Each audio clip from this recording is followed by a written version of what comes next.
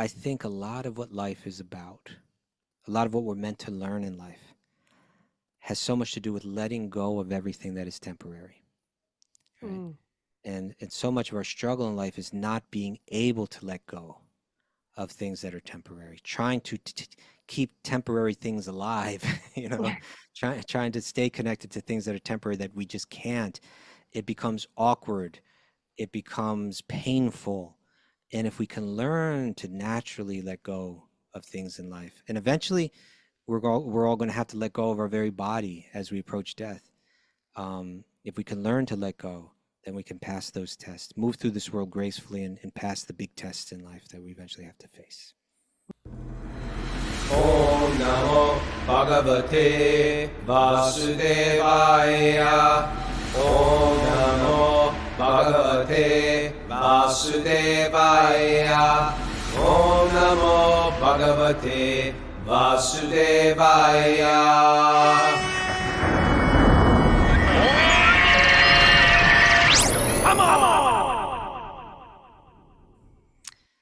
Live from Sridham Mayapur in West Bengal, India. This is Wisdom of the Sages. I'm your host, Kaustubha Das. Here with Mara today. Hello, Mara. Good morning, Prabhu. Mara will be joining us, and Raghunath is absent without leave, if we want to be perfectly honest. No, I guess we gave him leave. We did. We gave him leave, right? Yeah, we gave him leave. He's just, he overschedules, right? Yeah. He's down in Pittsburgh. He did a big book signing and yoga workshop last night. And, it's like we're still jet lagged and he needs some rest. Yeah. All right. We had to give him a rest. What was I going to say? He said, "I'll do it if you need me. If you're so insensitive that you'll force me to do it, I'll do it." And I was like, "Okay, Ragnar, I'll do it without you. I'll do Q&A. Me and Mara hold it down today, but we tried to I don't know, guilt him just enough to say maybe in the future when you're planning your schedule, you'll leave a little bit more room for the show." Yeah. And he agreed. Yeah. He agreed. But the Raghunath is like, he's tough to hold down, He is. He's got a lot going on. He's got a lot going on. Okay. Does Mara's voice sound like it's really echoey to everyone? Give me a thumbs up, or if it sounds like a super reverb, or if it sounds, tell me if it sounds normal. Anyone think it sounds normal? Yeah, we're getting some thumbs up that it's normal. Okay. It sounds really different to me. But you sound like, to me, you sound like you're at the other end of an airport hangar. But anyway, I can hear you clearly, so that's what matters the most. Do you have any special announcements for today, Mara? Yeah, I should mention there's no show tomorrow, but we'll be back at 7 a.m. on Monday morning. And also, Wisdom of the Sages, we're hosting our second annual spiritual retreat in the sacred city of Sri Mayapur Dham. And that'll be January 27th through February 3rd. And you can learn more at wisdomofthesages.com. Okay. So now today is our Q&A day where we take questions from the audience. People write them in, especially they've been writing them into the Sage Community Platform chat. There's like a whole, what do we call it? The chat area. Yeah, there's I think it's a community chat, and then there's a Community questions chat. for the hosts tab within that. Right. So people are writing there a lot. That's where we're getting a lot of our questions from. Maybe all the questions today are coming from there. Yeah, I think all right, so. Mara. Why don't we go ahead and dive in? You want to read a question? Yeah, ready to dive in? Yep.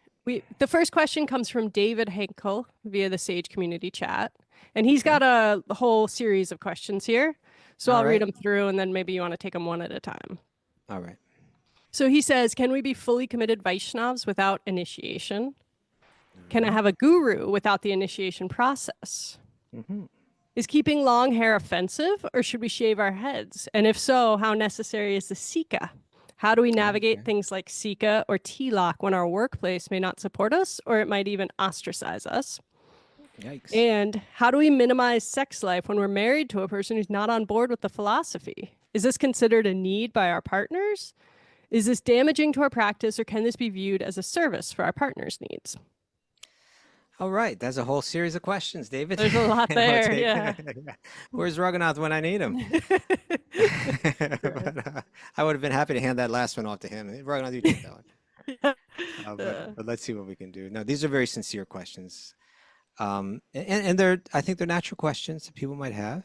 You Mm-hmm. know, let me just start by saying that, you know, when you get into, you know, you find the path of Krishna Bhakti, and in one sense, it may be kind of alien to us. It's like such a different world. You know, it's we come to it for different reasons. Perhaps there's aspects of the philosophy that really resonate with us, and as we apply our intelligence to it, we see, oh, this has consistently clear answers about life that makes sense. It's all fitting together. Yes, you know, the pieces of the puzzle are falling together.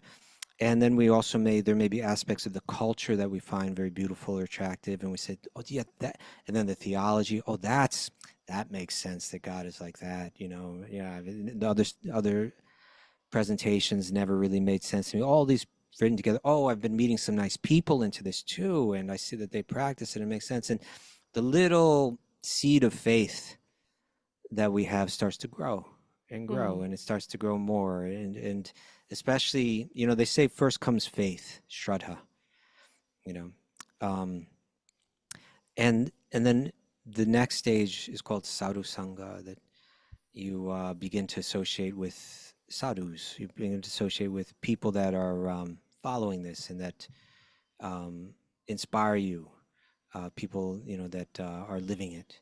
And so that makes a big difference, and that increases our faith still more.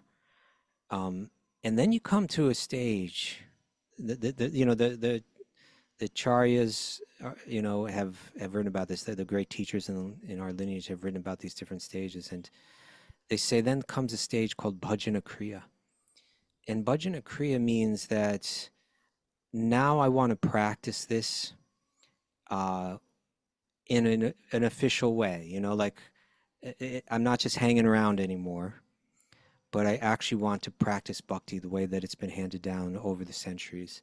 And there's an implication in that it's done with guidance, that you have someone to guide you to do that. That's how it really takes off. And, you know, um, Raghunath and I've shared this on the show before, but I'll share it again. You know, we see there's a need, because when he and I got into bhakti, which was like in the late 1980s, so that's like, you know, 35 or more years ago, we when you got to that bhajana kriya stage, you moved into a temple, right? That was this pretty much the standard thing to do. It was mostly younger people, you know, it was mostly people that we were all young. We didn't, you know, it was either people that were in college or just coming out of college or just coming out of high school. And they decided, okay, I have no ties in my life. I have no, you know, no big responsibilities, like responsibilities to family or to spouse or to children.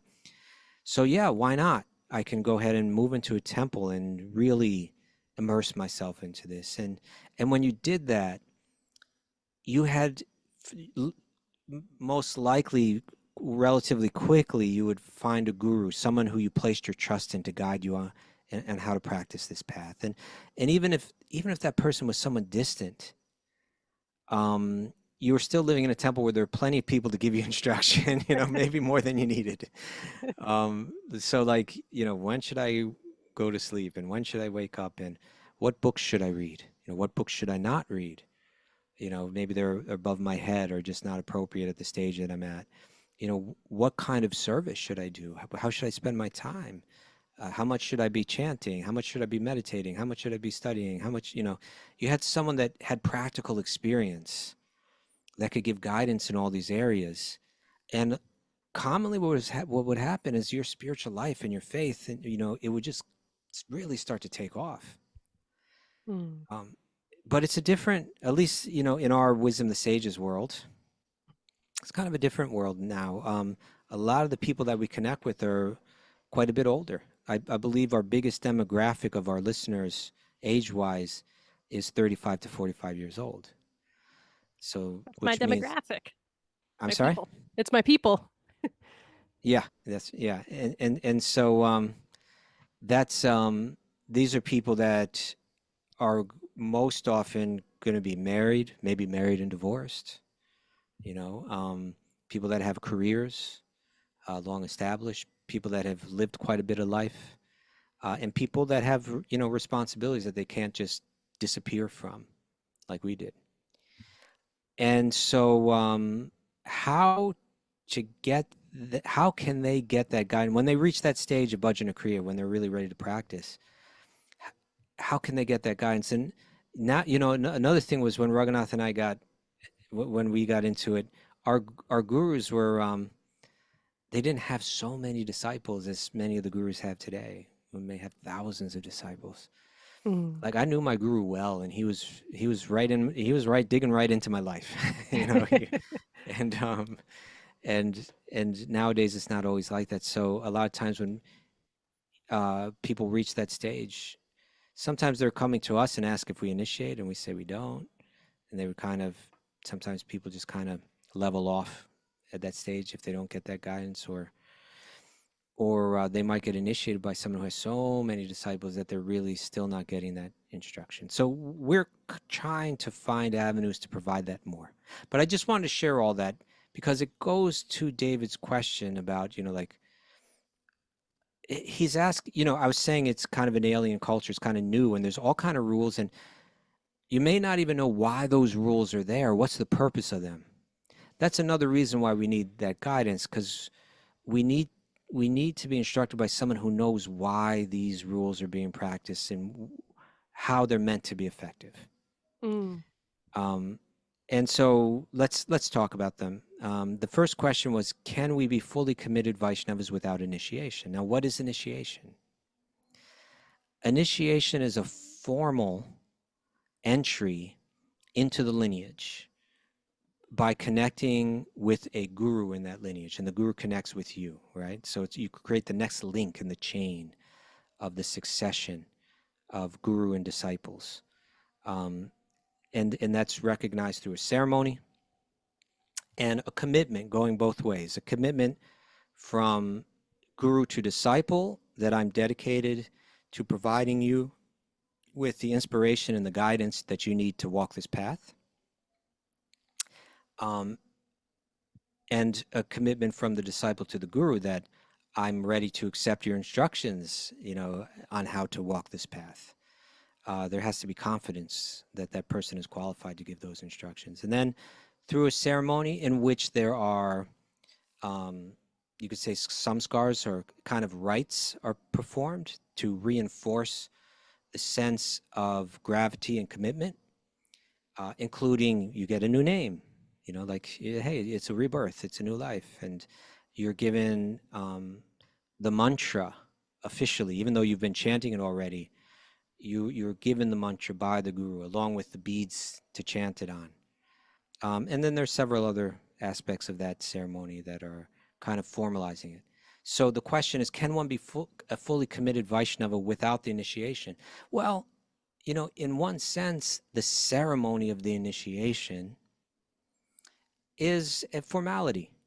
It's an important cultural formality that's spiritual formality that we engage for the purpose of deepening the sense of commitment.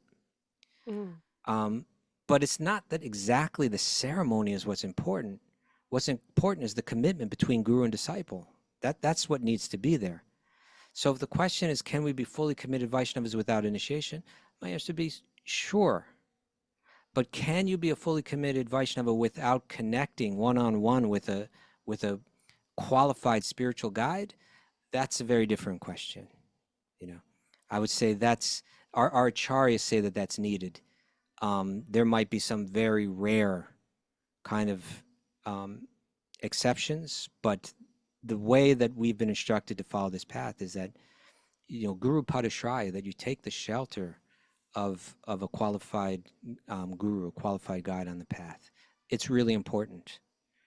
And then comes the next question, can I have a guru without the initiation process?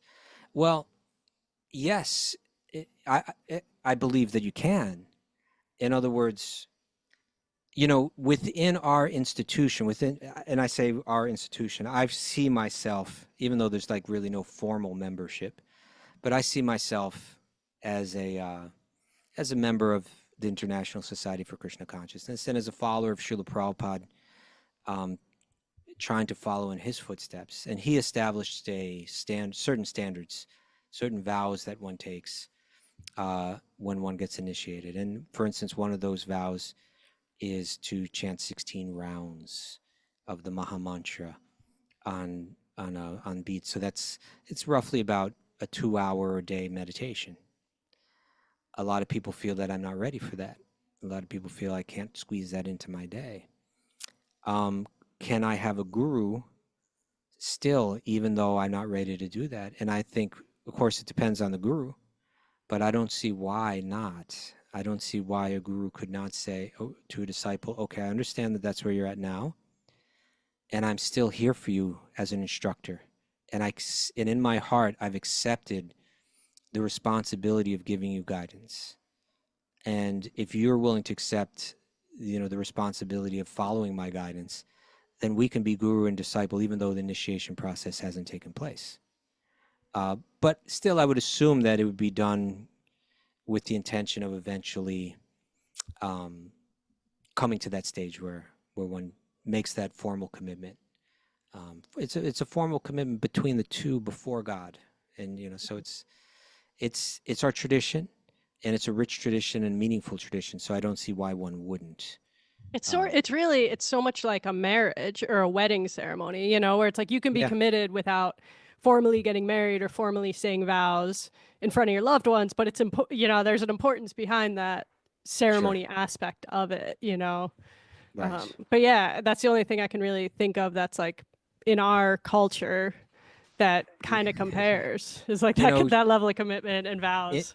In other ways, Srila Prabhupada speaks of the guru and disciple in a similar, like, husband and wife way, where he says, like, if the guru is potent, meaning if the guru has that true spiritual knowledge and understanding and influence, and if the disciple is fertile, meaning that they're receptive to that knowledge, etc., then the birth, of their spiritual life takes place. So it is kind of like a wedding in a certain sense. If you want to have children together, generally people get married, and so similarly, it is our path. But perhaps what's lying at the and this is where I feel that there's a need that we may not be meeting, that we need to be careful to find out how to meet. We need to be innovative and still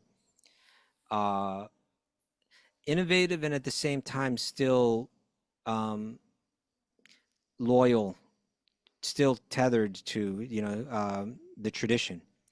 But what if many of the people that are coming to bhakti nowadays they feel the need for guidance and the connection, the personal one-on-one connection with the guru, but they also feel that at this stage they're clearly not ready to take those vows?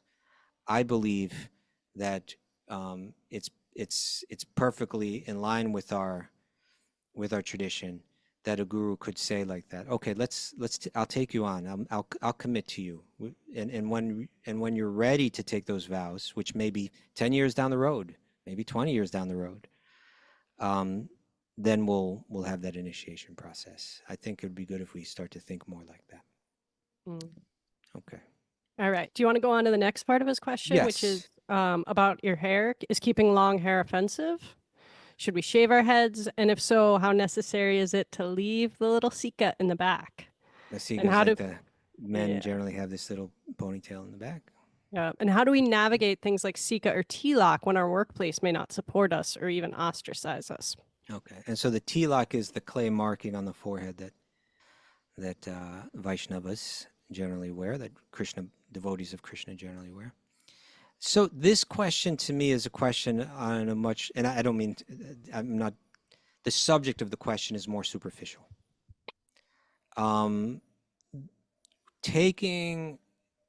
Committing oneself to being guided by a qualified guide on the path of bhakti yoga isn't a detail. That's a fundamental principle in following the path of bhakti. How long your hair is a detail. It's not nearly so important. And certainly we see one can be a great devotee with long hair, with short hair, with a shika, with that tuft of hair in the back, or without. Um, and so therefore, all the more, to get to the second part of his question, how do we navigate things like this in the workplace that may not support it? It's not essential that you have these on in the workplace. Even in Srila Prabhupada's commentaries, he spoke about these kind of things. These things can be nice because they remind us, they can help us embody the mood of a devotee of Krishna as we go throughout our day. Mm-hmm. But our bhakti is not dependent on them. And so I would say that if at work it's a problem for you to wear tilak, or to have, what to speak of, to have a shaved head and a shika, then it's not so important. Okay. All right. How about the next question's got a lot to it. Yes. How do we minimize sex life when we're married to a person who's not on board with the philosophy? And if this is considered a need by our partners, is it damaging to our practice, or can it be viewed as a service for our partner's needs? Yeah, so this is, you see, why is sex regulated on a spiritual path? Like all these different traditions seem to do it in different ways. They have monks that take vows of celibacy, or they have teachings that have to do with some kind of regulation, generally at least regulating sex to married couples. And what's the point? And I never really kind of understood these things until I came to the path of bhakti, which gave a lot more detail, because it wasn't just approaching the subject from a religious standpoint, which was saying that there's sin.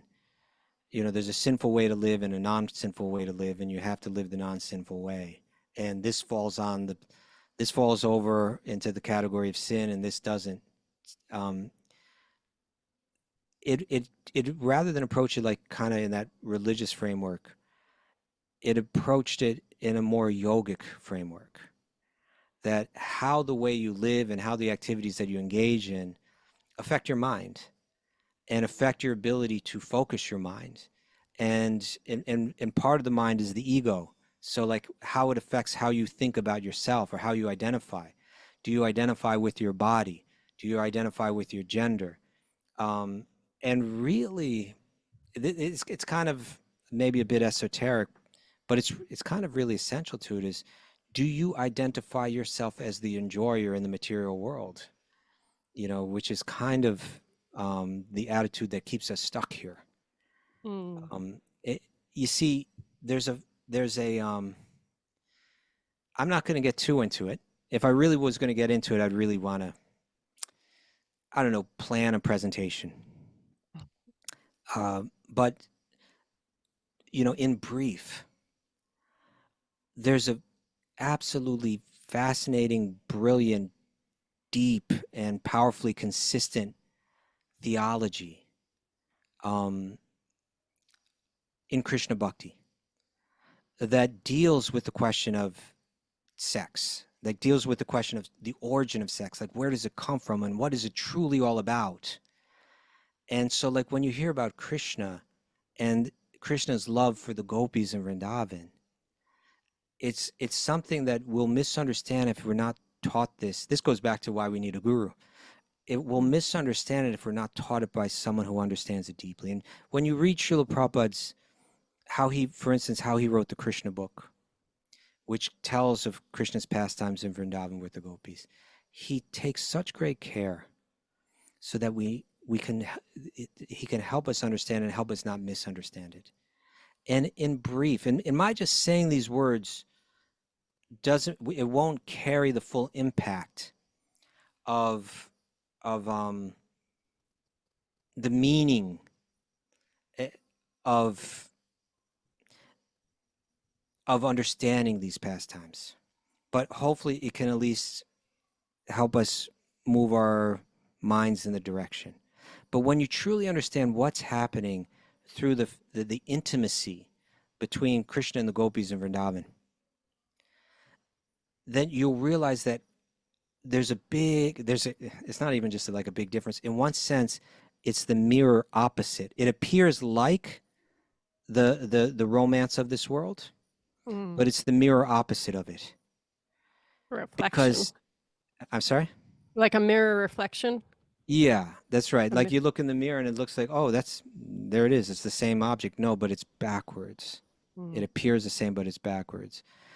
In this world, in general, our sexual attraction is based on the each individual trying to find physical satisfaction. And you could say emotional satisfaction as well.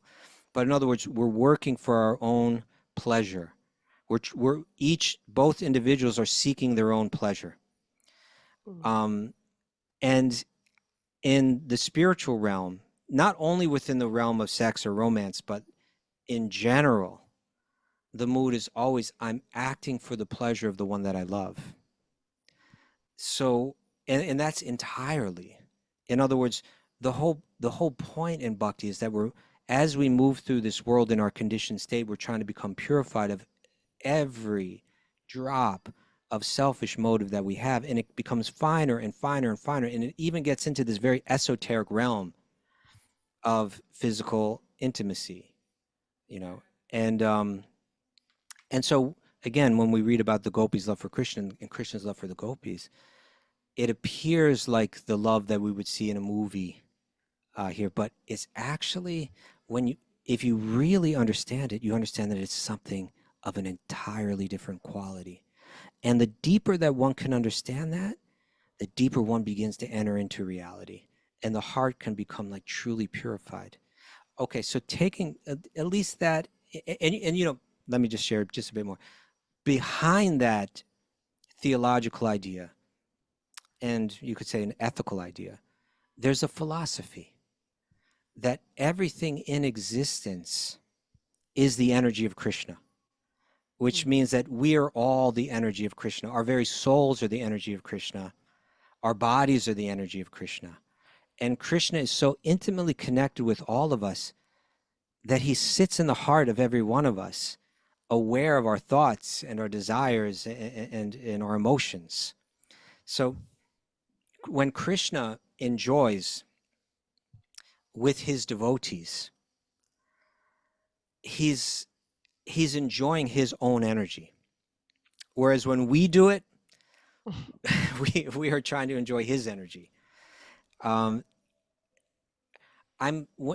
sharing these things. I'm hoping that if one hears them, because it takes years and years of contemplation of these things for them to become to set deeper into the mind and set deeper into the consciousness. And so if these ideas are kind of new to you, then I think I'll just be scratching the surface. But what I'm trying to illustrate is you take what I've just said, and then you begin to apply that to the idea of celibacy or regulation of sex in one's life. And it's not that I'm just doing it because it's quote unquote, it's not that I'm refraining or regulating sex in my life because it's quote unquote sinful. I'm doing it because I'm cultivating a heart and a mind that are entirely pure of any selfish motive, not just like pure of sin, but pure of any selfish motive. And so there are people within the path of bhakti that practice celibacy. There are also people that are married that are practicing the path of bhakti, and sex is allowed within marriage, but it's also encouraged that one deal with it carefully, right? And so okay, there's some background. Now to get back to David's question, how do we minimize sex life if we are married to a person who hasn't bought into all of this, right? If we got married and then later we got into bhakti, and the person that we married, that they weren't expecting that suddenly we were going to begin to make major life changes, particularly in terms of our own physical intimacy and stuff. They were kind of counting on that physical intimacy. And so what do you do? And that it's a sensitive subject. On one hand, we want to be careful to preserve that marriage. That marriage, we want to help maintain, assuming that it's a healthy marriage, that we want to help maintain that stability. It'll be good for both partners and good for the family. When we break those, when we break those committed relationships, it can create so much trouble on the psychological level, on the emotional level, on the practical level, and so on. So naturally, we would want to preserve that. And at the same time, the sincere bhakti yogi is thinking, I'm also concerned about how to continue to keep moving forward to that place of entirely pure motive and entirely pure heart. So I would say that, hopefully that this is the kind of thing that you could discuss with a partner. I'm not going to recommend that you just say, you announce to your partner, hey, that part of our life is over. That might really create a rift. But hopefully the two can maturely discuss this and help each other understand each other, and come to a healthy decision together. And I believe that Krishna knows everyone's heart, so he knows what you want to do, and he can help you come to that stage, regardless of all the externals. And I'll share just one more thought, is that as we get older, we've been fed through movies and books and magazine articles and television shows and so many things. We've been fed a message that we are missing out on life, that we are losers if we're not enjoying a dynamic sex life, whatever exactly that might be. And you know what? It's very natural for a husband and wife after many years together that that spark of that sexual infatuation begins to wear away. That's actually natural. But because we've been fed all these messages, people begin to worry when that happens. And I would say also because they don't have anything to fill that space in their life. They don't have anything that's that's giving their life deep meaning and purpose. But if you do, if you have some deep spiritual purpose in your life, then when that time comes and there's less interest or thrill in sex with this person, both parties can say, yeah, we're willing to just let that fade away and enter into the next stage of your life where you're able to more fully concentrate your mind and your time and your energy into spiritual pursuits. The letting go of sex will be favorable for that. It'll be favorable for loosening one's identification with the body, one's identification with an ego that's tied to their particular gender, with seeing themselves as the center of the universe and as the central enjoyer, et cetera, et cetera. If through the course of time that thrill begins to wear away, let it wear away. And hopefully this is the kind of thing that one could discuss with their partner too, and it can relieve a lot of tension. Hey, I'm not dependent on you somehow keeping me sexually thrilled and dazzled, into our old age. You don't have to bear that burden. We can both together let this go, and our love, our mutual love, can be lived and understood in a different context as we're growing older. And the Vedic or yogic culture was designed that both partners would know this, and and they would be relieved of so much tension, and they would open up so much to spiritual life just by both understanding that it's natural that we let it go. I wrote a letter to someone today. Maybe I'll discuss it on the show at some point, but I won't today. But I was just sharing that I think a lot of what life is about, a lot of what we're meant to learn in life, has so much to do with letting go of everything that is temporary. Right? And so much of our struggle in life is not being able to let go of things that are temporary, trying to keep temporary things alive, trying to stay connected to things that are temporary that we just can't. It becomes awkward. It becomes painful. And if we can learn to naturally let go of things in life. And eventually we're all going to have to let go of our very body as we approach death. If we can learn to let go, then we can pass those tests, move through this world gracefully, and pass the big tests in life that we eventually have to face. Okay. Beautiful answer, Prabhu. Well, thank you, Maraji. So hopefully that's helpful.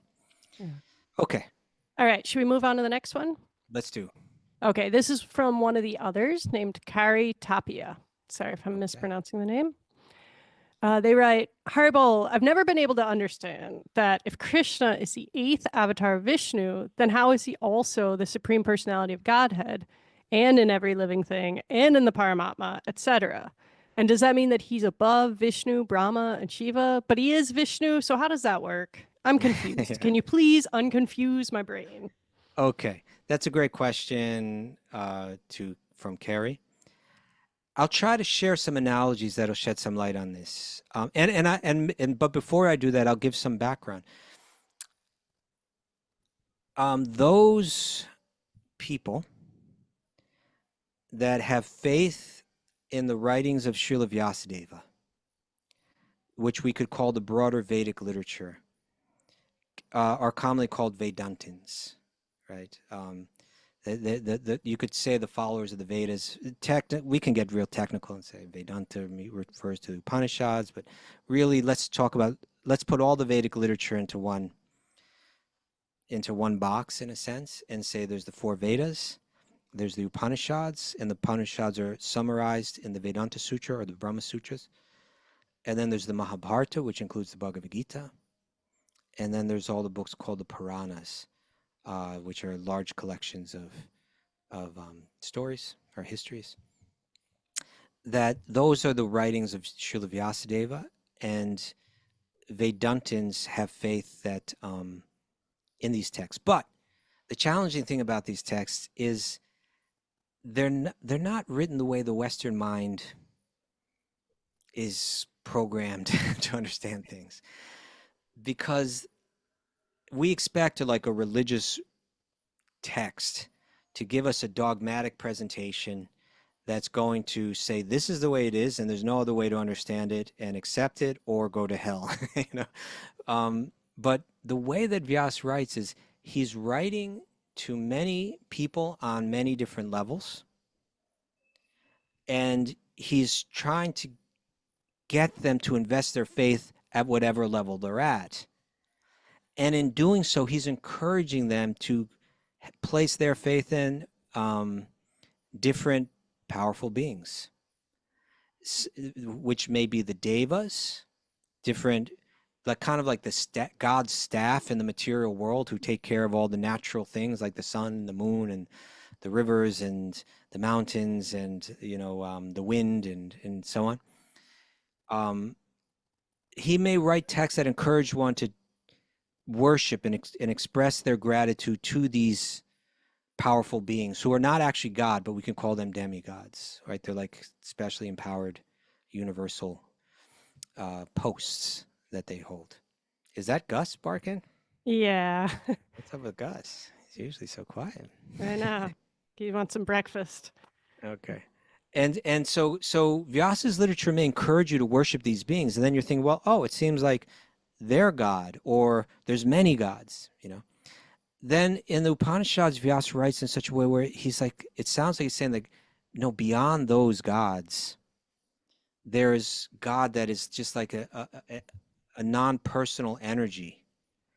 And that's who we all are, and we're meant to discover that. So worshiping those gods is trying to help you get to a certain level, but you got to let go of that. And then you have to realize that actually that there is only this one energy, and I am part of that energy, or I am that energy, or ultimately that I am God in that sense. So Vyasa is also writing in this way. And then Vyasa will also write about the personal form of God as Sri Krishna or as Vishnu. And then there's also powerful, especially unique powerful beings like Shiva. Then there's Brahma, who actually creates this universe. Well, if he creates the universe, isn't he like the God? No. He's not actually. He's just got like one little bubble of a universe that he's responsible for creating on behalf of Vishnu, who is an expansion of Krishna. So it's like there's so much to understand there, and different spiritual lineages interpret these things in different ways. But okay, having said all that, in our lineage, we have a particular faith because these questions have been answered so well researched and so well presented by our Goswamis, the 6 Goswamis of Vrindavan. They analyzed all of these texts and looked at them as a whole. And then they were able to map out how we can understand this all very clearly. So even having said that, even in other Vaishnava lineages that we have tremendous respect for and quite frankly have drawn a lot of our teachings from, their faith may be that Krishna is an avatar of Lord Vishnu, a very special and charming and uniquely beautiful avatar Vishnu who also shares the Bhagavad Gita, which are like the perfectly condensed teachings of Vedanta. So this Krishna he's an avatar of Vishnu, but just like an incredibly special and charming and beautiful and wonderful avatar of Vishnu. If that's the way someone believes in their lineage, it's not like we have a big problem with that. It's like we believe something a little different and we can explain why. But that's beautiful and so on. But let me explain how our acharyas, our teachers, our Goswamis have described this. And really what they did was, on behalf of Sri Chaitanya, who is the Yuga avatar, who's Krishna coming in this Yuga, they presented what Sri Chaitanya was presenting, which was that ultimately what we're trying to develop, the very pinnacle of bhakti, is found in the intimate love that the residents of Vrindavan have for Krishna that we can read about in the 10th canto of Srimad Bhagavatam.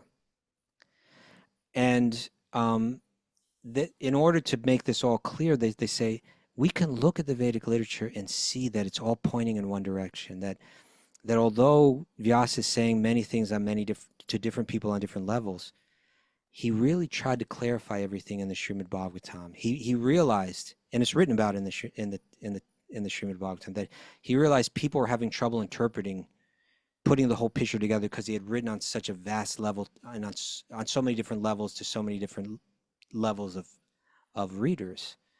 And so he made it clear that I want to make everything perfectly clear in the Srimad Bhagavatam, wherein it all builds up to understanding that Krishna is the origin of everything, including the origin of Vishnu. And there's one very important verse where that's clearly articulated. So what the Goswamis will do is, through taking quotes from different places in Vyasa's literature, they'll establish that Srimad Bhagavatam is where he clarified everything, so it becomes the most important statements. And then he'll take statements from the Bhagavatam that establish Krishna as the Supreme and as the origin of Vishnu. And of course, there's one very famous verse, Ete Changsa Kala Pungsa Krishnastu Bhagavan Svayam. That there's a list of all the avatars, and then it says, but that actually Krishna is the origin of all these avatars. Okay. And why is that important? It's kind of like when you understand this, all the pieces start to fit together. Let's try to understand, even like logically, how it makes sense that Vishnu is an expansion of Krishna and Krishna is the origin of Vishnu.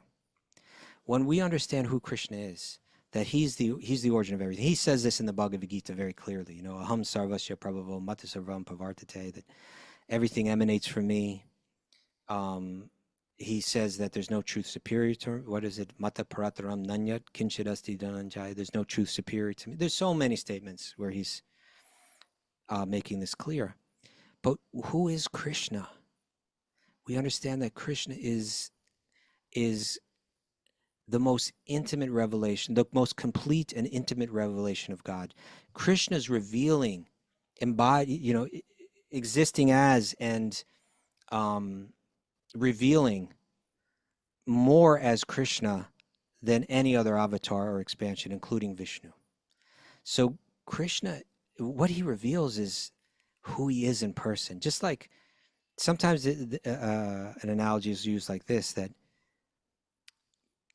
if you have a judge, I think I've shared this on the show before, you can know the judge in different ways. The same person will be understood differently in different contexts. when you meet the judge in the courtroom, he's being showed reverence. He's being showed great respect. Nobody calls the judge by his first name, what to speak of a nickname in the courtroom. They call the judge Your Honor. So there's a sense of reverence in that realm, and a certain sense of power in that realm. That's the realm where he is the judge, where he makes decisions, where he's sending some people to jail and setting some people free, and he's wielding that power, and everybody recognizes his power, and they show him reverence based on that power. But that is not what the judge lives for. That same judge, he when he goes home at the end of the day and he walks into the front door in his home, his wife greets him, and he has a connection with his wife. He appreciates the respect that he's shown in the courtroom, but what means so much more to him when he's greeted by his wife when he walks into his home.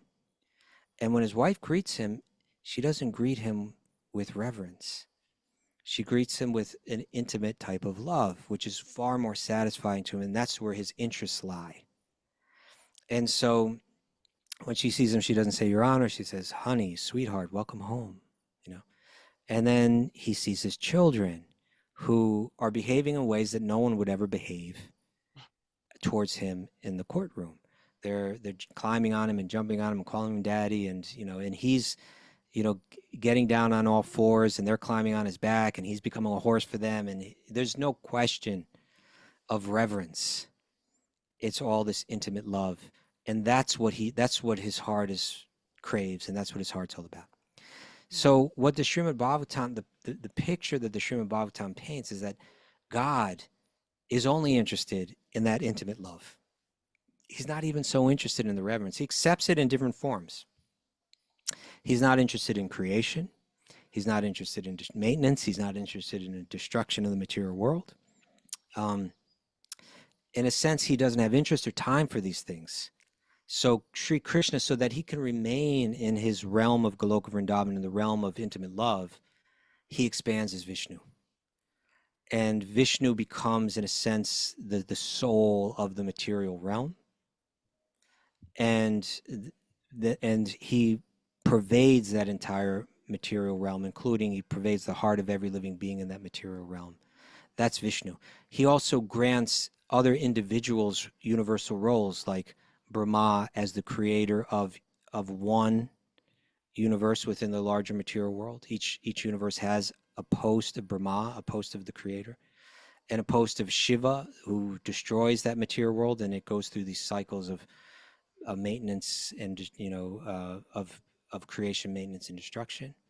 Krishna is playing in his realm, having divine adventures of love, while all of this is going on through the powers of Vishnu, Brahma, and Shiva.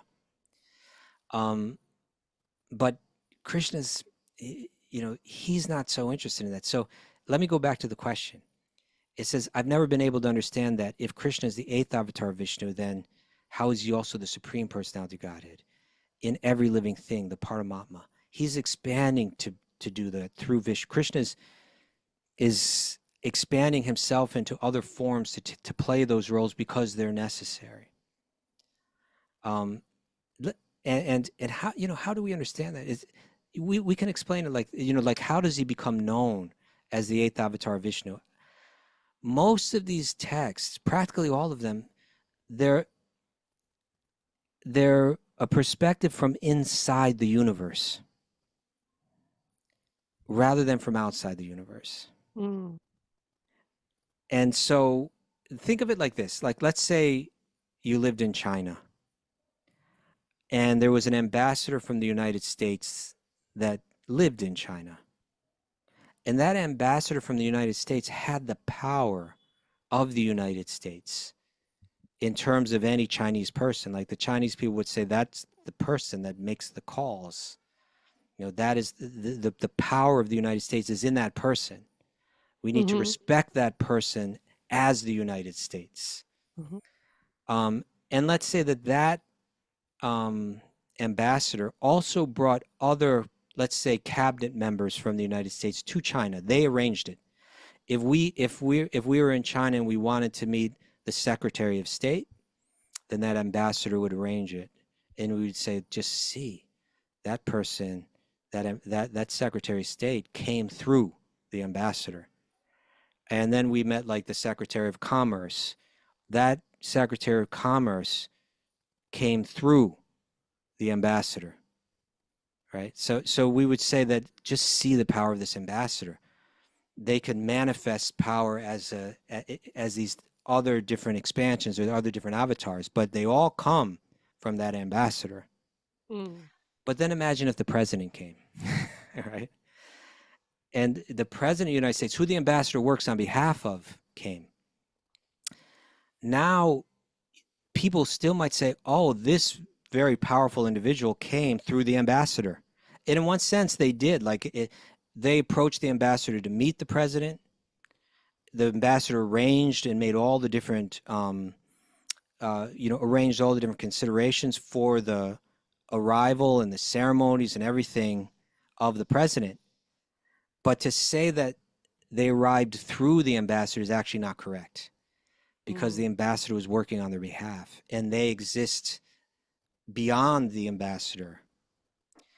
So that's kind of like what it is, like Krishna becoming the avatar of Vishnu from the perspective of Srimad Bhagavatam. That Krishna is always there. Vishnu is Krishna not expressing it, just like the judge is not expressing his whole heart, his whole personality in the courtroom. You only get that in his home. In the same way, Vishnu is Krishna not expressing his whole personality, his intimate, loving personality. You don't see it in the same way in the form of Vishnu as you do see it in the form of Krishna. So it is Krishna, but it's Krishna not sharing his full self. And it's not that he's manifesting through Vishnu, but the different avatars are. And every now and then he just comes himself, like a president may come himself. Every now and then Krishna comes himself. But if you don't know that intimate Krishna behind, if you don't really understand how he's the origin of everything, then it would be easy to perceive him as an avatar of Vishnu. And in one sense, there's no harm in that, unless your goal is that intimate love, is to develop that type of prema. And in our lineage, the whole point is to develop that type of prema, to develop that type of love. And therefore, it's very important that we understand the Bhagavatam's teachings, which are very clear, that ete changsa kala pungsa Krishnastu Bhagavan Swayam, that all the different avatars, including the Vishnu avatars, that they're all coming from that sweet little baby Krishna, the origin of all. All right, good answer. All right, I think maybe we ended here, huh? That was Sure. two lengthy Yeah. questions. And, You got into a lot. I hope I wish Raghu could have been here, because I'm sure he would have had a lot to add to that. Yes. But we did the best we can without him. Mary, you got to keep him. You got to keep him from. You got to stay on top of his schedule, okay? He's spreading himself too thin. I'm doing the best I can, but it's a tough job. We appreciate what you're doing. All right. Thank you, everybody. There's no show tomorrow, but we are back on Monday at 7 a.m., correct? Yep, back at 7 a.m. Okay, diving back into Srimad Bhagavatam. It's been a joy spending this time with you, Mara. It's been a joy spending this time with everybody else, all the listeners, and to the others out there. Greetings to you. And if you got questions, please mail them in. You can do it on the Sage Community platform if you're a member, or you can mail them into wisdomofthesages108@gmail.com still, right, Mary? Yeah, that's right. I still check the email. Okay. All right, everybody. As Raghu always says, it's a beautiful day for a beautiful day, and let the magic flow.